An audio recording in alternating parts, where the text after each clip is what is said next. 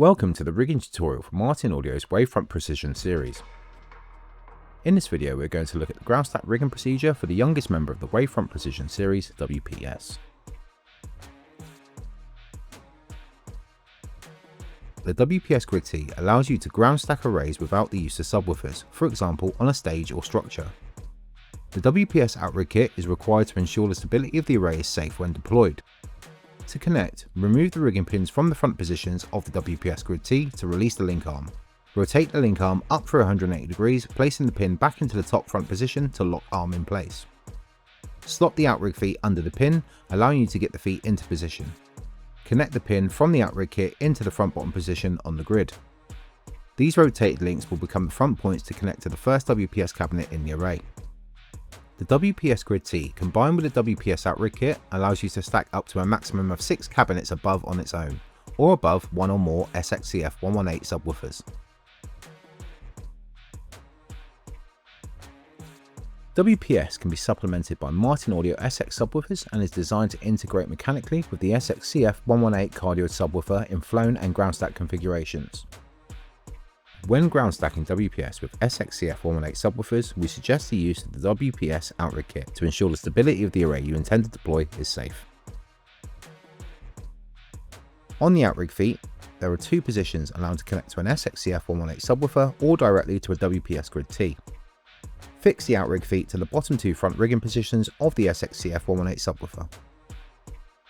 Once connected, we can place the first sub complete with outrig kit onto the floor, ready to stack the next subwoofer above.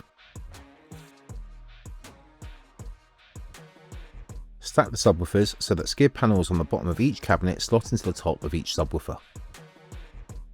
SXCF 118 cardioid subwoofers have 4 rigging points found on each corner of the cabinet.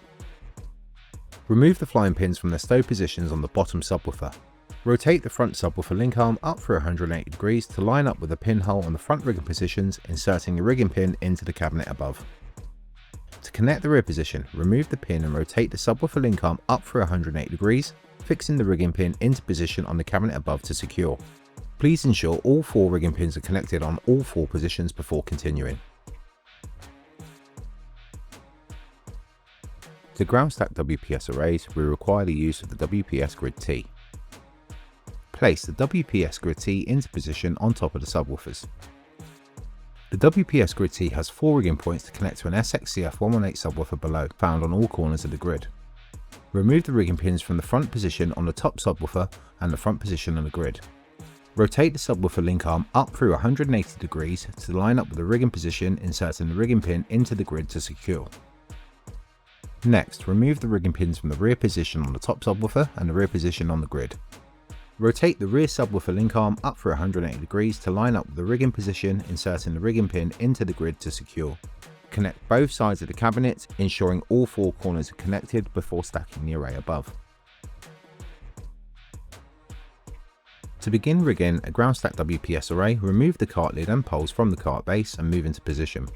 Ensure that subwoofers are stacked and secured, ready for WPS to be stacked above. WPS has 3 rigging points, 2 at the front and 1 on the rear of the cabinet. Remove the first cabinet from the set of 4 stacked vertically in our cart by first disconnecting the 2 front link pins. Secondly, on the rear spine of the cabinet, disconnect the rear link pin between the cabinet below. We can now separate the top cabinet from the set of 4, allowing us to attach to the WPS Grid T one at a time. Remove the rigging pins from the front position of the WPS Grid T to release the link arm.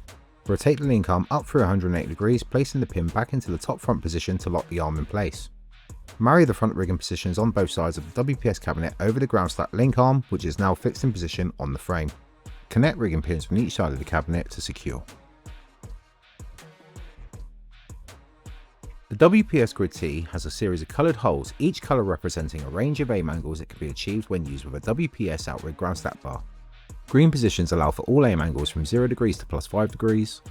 Orange positions allow for all angles from -1 to -5 degrees. And blue positions allow for all angles from -6 to -20 degrees. The orientation of the bar and the correct angle position in the WPS Grid T spine is determined by the angle of the first WPS cabinet in the array. This is calculated by the prediction in your display software project. The display file will show which hole to use to obtain the desired aim angle of the array. Fit the WPS ground stack bar into the central spine at the appropriate angle hole as suggested in your display project file. The WPS ground stack bar has images on its side indicating how to connect the bar from the grid to the first cabinet in the array. Different angles require different orientations to achieve the correct angle.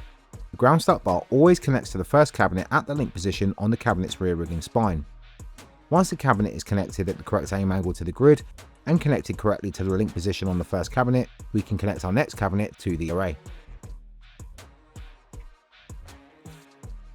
As before, remove the front rigging pins from the next cabinet of the array. Remove the link pin on the rear rigging spine so that the cabinet can be separated from the cart. Lift the cabinet onto the first cabinet in the array, placing the front rigging positions over the front floating link points. To connect, remove both pins from the front positions of the two cabinets. Raise the floating front link from the cabinet below up to the cabinet above, placing the rigging pin in position to link. To lock the connection in place, use the rigging pin from the first cabinet and connect in the front position to lock the floating link in place. To connect the rear points between the first two cabinets, remove the rear angle pin on the first cabinet from its stowed position.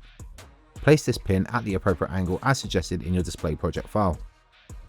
As the rigging spine would have travelled up into the top cabinet, you can now place in the link pin in position so the cabinets do not separate. We can now lift the top cabinet using the rear pocket handles up to its angle and lock in position using the lock pin found on the right of the rigging spine. Ensure the floating front links on the top cabinet are stowed before lifting the next cabinet onto the array. This will make it easier to get the cabinets on top of one another without damaging the enclosures. Please follow the rigging process until all cabinets are connected as suggested in your display project file. Once the array is complete, please ensure all cabling is connected to the array correctly based on the box resolution chosen, ensuring each circuit is connected as stipulated in your display project optimization. The WPS grid tee combined with the WPS outrig kit allows you to stack up to a maximum of 6 cabinets above one or more SXCF 118 subwoofers. De-rigging an array is simply the reverse of the rigging process from before. Remove the front rigging pins from the top cabinet. Remove the lock pin on the rear spine. Whilst holding the rear pocket handle, remove the angle pin. With the rear of the cabinet now lowered, remove the link pin from its position. The cabinet can now be disconnected and placed back on a cart. Place cabinet in the cart over the front rigging positions of the cart. Connect rear spine in the lock position to the rear rigging point on the cart, ensuring the rear angle pin is left in its stow position to the left of the rear rigging spine. Raise the rear rigging spine and use the rigging pin to link both cabinets together in the link position. Please repeat the process until all cabinets have been disconnected.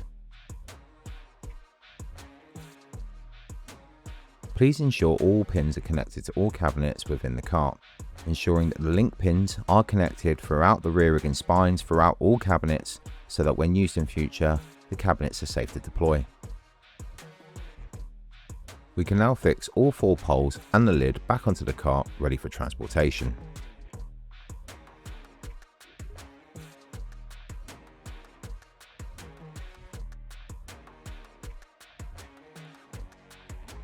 To disconnect the WPS grid tee, remove all pins from the rigging positions, ensuring that link bars and pins are left in their stowed positions on the grid.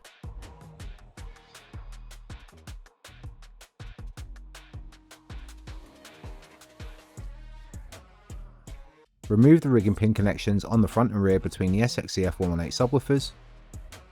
Rotate the subwoofer link arms for 180 degrees back into their stowed positions, ensuring the rigging pins are placed in front of the link arms ready for transportation. Safely lift the SXCF 118 subwoofer back onto the ground, allowing you to lift the bottom subwoofer up onto its wheels. Please remove the WPS outrig feet from the subwoofer. Ensure everything is packed away safely, ready for transportation.